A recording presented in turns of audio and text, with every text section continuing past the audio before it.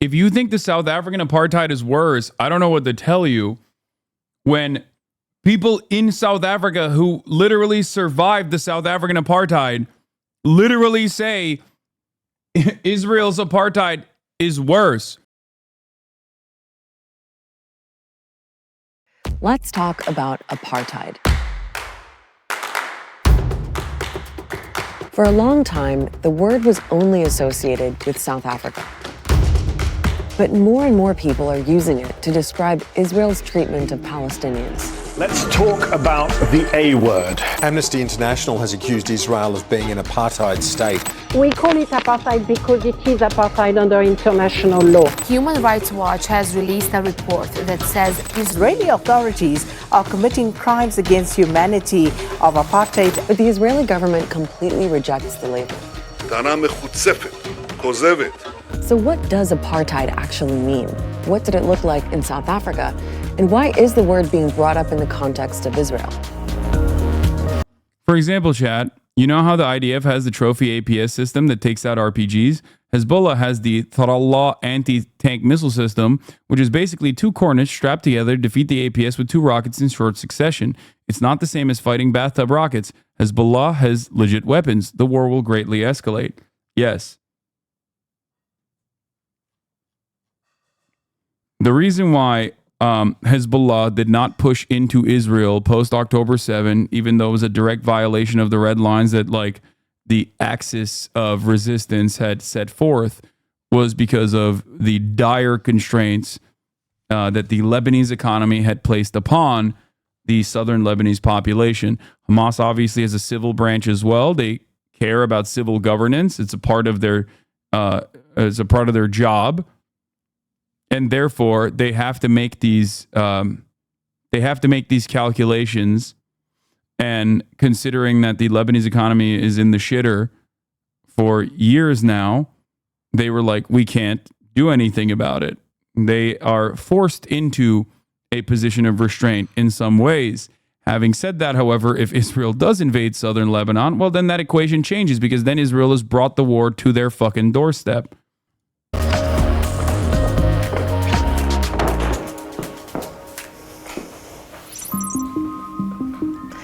Let's start with South Africa's story. Since the 1600s, the territory that's now South Africa was under Dutch and then British colonial rule. For centuries, you had a white minority ruling over and exploiting the indigenous black population, who were the majority. From the early 1900s, there were laws that essentially forced the black population to live in impoverished areas known as reserves. But in 1948, a new government led by the National Party came to power. They took segregation even further under a policy they called apartheid. The word means separateness in Afrikaans. How they promoted apartheid to the South African population was that unless the white community was solid on every single aspect of segregation, there would eventually be a situation where they would be overwhelmed by the black majority. Over the following decades, under the apartheid policy, the National Party introduced a bunch of laws. They covered every aspect of life, but were all essentially aimed at the same thing: keeping the white minority in power and the black population subjugated. One of the main laws classified people into 4 racial groups. Native, that was the term for black people; colored, for those of mixed race; Asian, that was applied to people of Indian heritage; or white. The Population Registration Act was central to the legislation, because that would allow you to have a clear legal definition of who belonged to what race, and therefore you could begin to say who should be schooled where, who should live where, who can marry whom. And rules about who could live where were a big part of how apartheid operated. Black South Africans were forced to live in rural areas called Bantustans, or homelands. These made up 13% of the total land, even though Black South Africans were at least 75% of the population. There were other laws too. Black South Africans had to carry a special pass if they wanted to travel outside of the Bantus, to go to work, for example, and were fined or arrested if they didn't have the right paperwork. Public amenities were also segregated. Non-whites were banned from certain parks, beaches, and transport. The education systems were different too. You had your Bantu education. And basically this would be a form of education where they teach you how to do gardening, how to do cooking. They weren't allowed to, say, study maths and science. There's a very rich literature on the Black South African experience under apartheid, and the overwhelming central aspect of that is the experience of being made a stranger or an alien in the land of your birth by a immigrant settler community. Apartheid finally ended in 1994, but it took decades. I support Palestine by comparing South African apartheid to Israelis' war on its neighbor as well. South Africa was clearly worse, right? No, dude. Israel is worse than South Africa. And by the way, that's not just me saying it. That's people who withstood the South African apartheid saying it. If you think the South African apartheid is worse, I don't know what to tell you. When people in South Africa who literally survived the South African apartheid literally say Israel's apartheid is worse. You want to know why they say that? Partially because Israel was aligned with South Africa, the apartheid regime, that is, and saw, oh no, I'm going to get blamoed. No, you're not going to get blamoed. It's fine to ask these sorts of questions. The framing of it is a little wrong. When you say Israel's just fighting with its neighbor, Israel's not fighting with its neighbor. Israel has an apartheid. Like, Israel currently is maintaining an apartheid in identical terms of the South African one. So it's not, fighting against its neighbor. So you're wrong on that front. But beyond that, Israel's also currently conducting yet another offensive ethnic cleansing campaign against the Palestinian population. There was opposition from the start, with mass protests and civil disobedience campaigns led by Black activists and the African National Congress, or ANC. That's the party of Nelson Mandela, which has dominated South African politics in the post-apartheid era. As the resistance movement grew through the 60s and 70s, the South African government responded with violence. We had young people coming together, standing in union against what was happening and so on. And during that time, you had people just murdered, being shot at, and so on. Over time, the anti-apartheid movement also gained support internationally.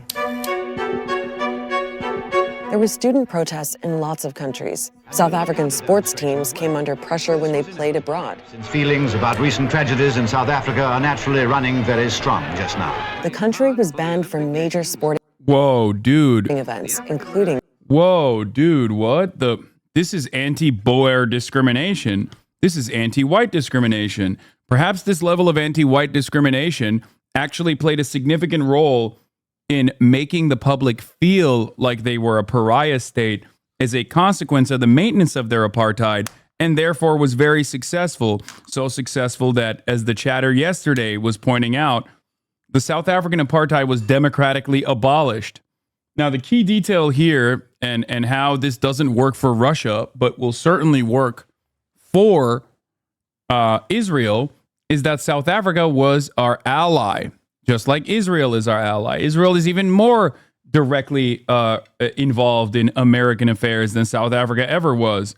Israel is reliant on America to exist in the way that it does. This is why I stress the importance of movements like BDS. Applying pressure to the Israeli nation state for its conduct will cause the Israeli citizens to recognize that the rest of the world considers them to be a pariah state. The Olympics.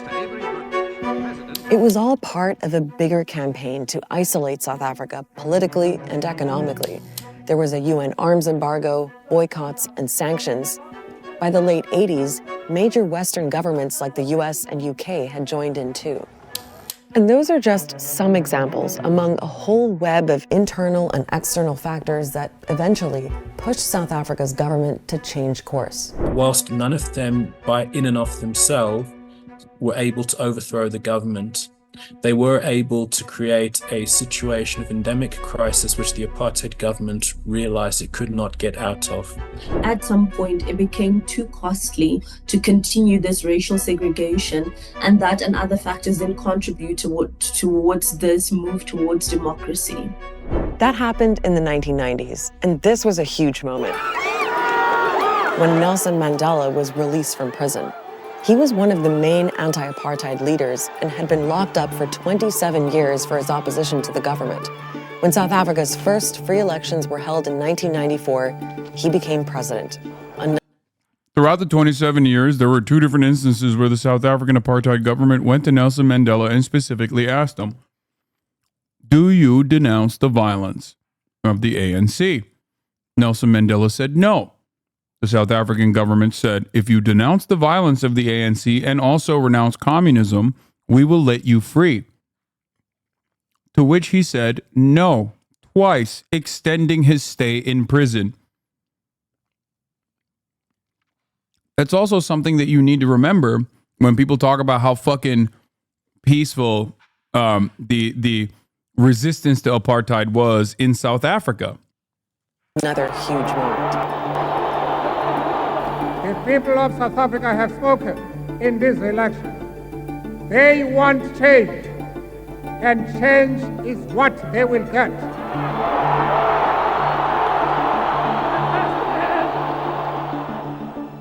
So that was the story of apartheid in South Africa, the short version anyway. The South African experience explains the root of the word, but the concept of apartheid has evolved. For many people, apartheid means similarity to South Africa. That is no longer the case. Today, apartheid is a clearly defined legal term.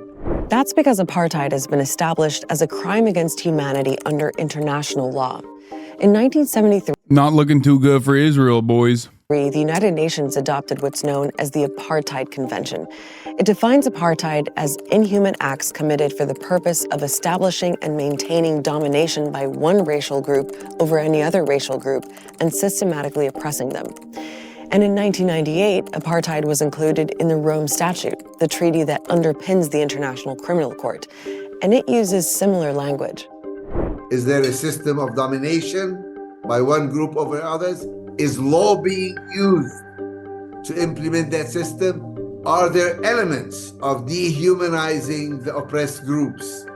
And if all the elements exist, then the crime exists. And in recent years, that conclusion that the crime of apartheid exists is one that many human rights organizations have come to in relation to Israel's treatment of Palestinians. They include Palestinian groups, Israeli groups, and two big international ones, Human Rights Watch and Amnesty International, who've both published investigations that are hundreds of pages long. The core accusation is that the Israeli government maintains a system of oppression and domination that prioritizes Israeli Jews over Palestinians. Now, all of them have reached their conclusion in slightly different ways. Is America also not guilty of apartheid under this definition? That's a wonderful question. If you noticed, the timing and the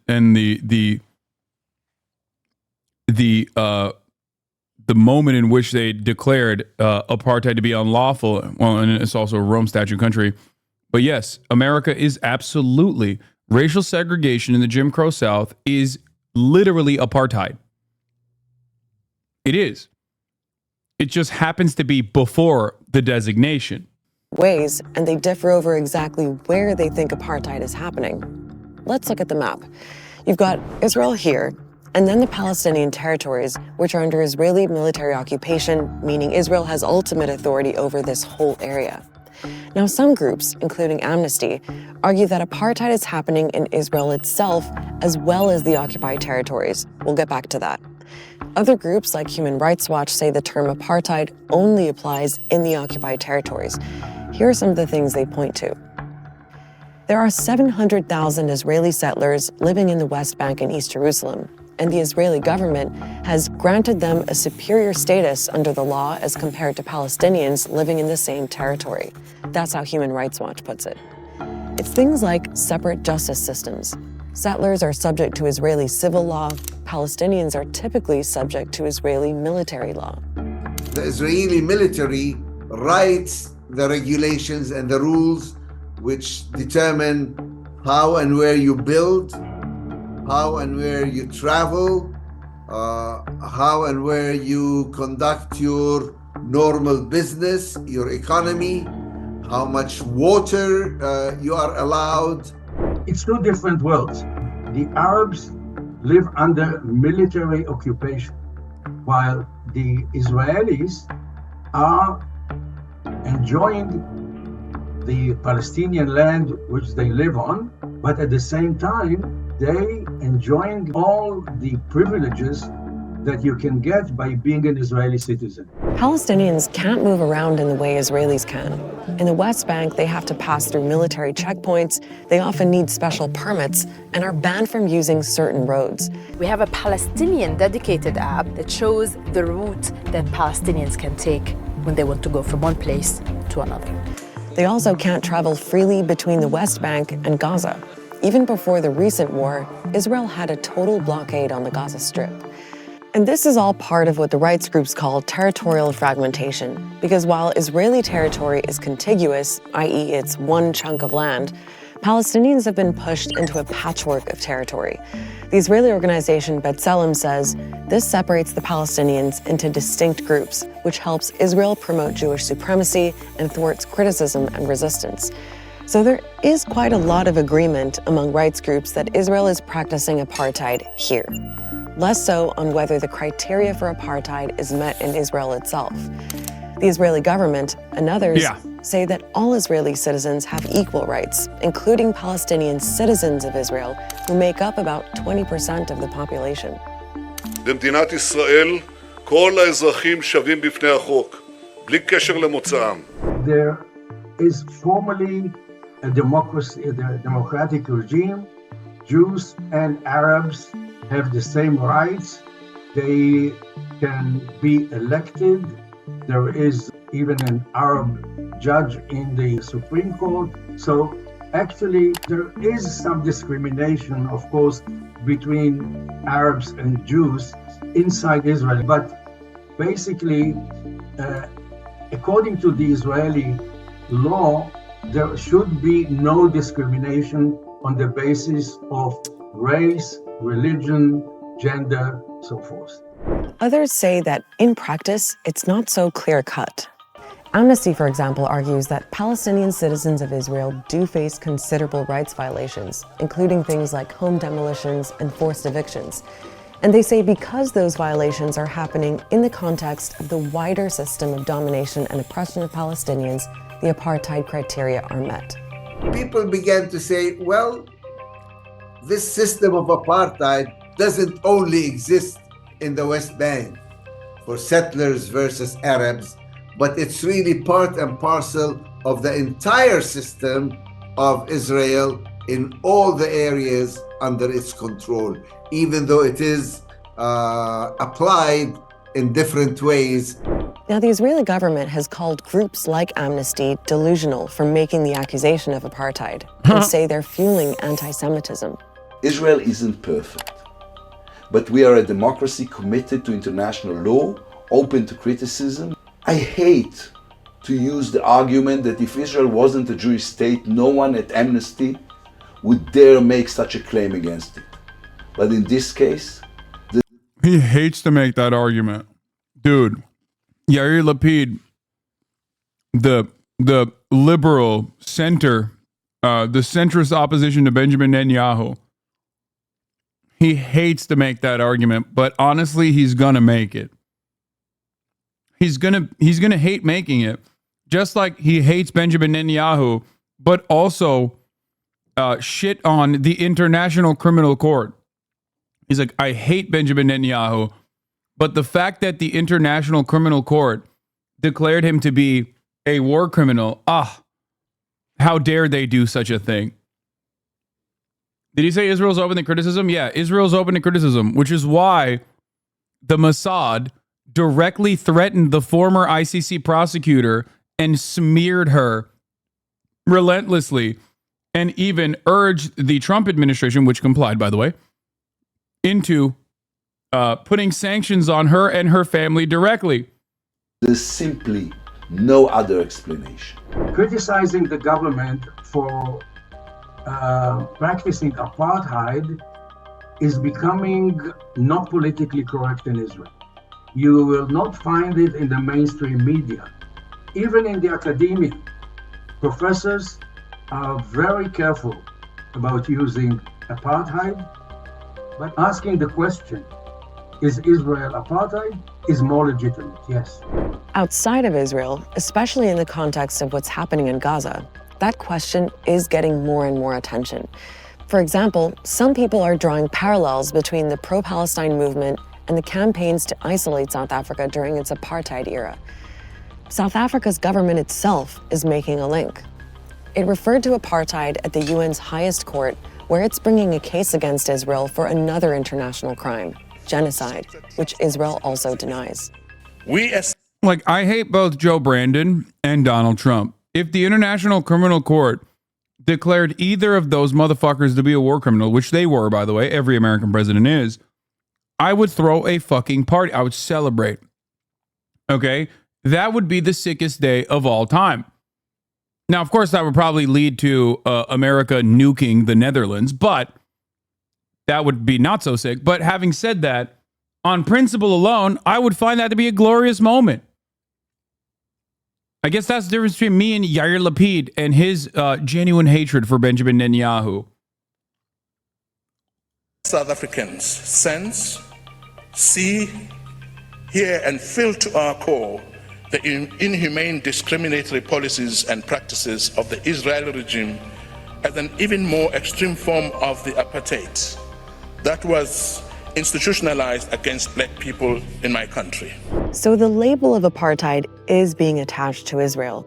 And in the court of public opinion and international diplomacy, labels can be powerful.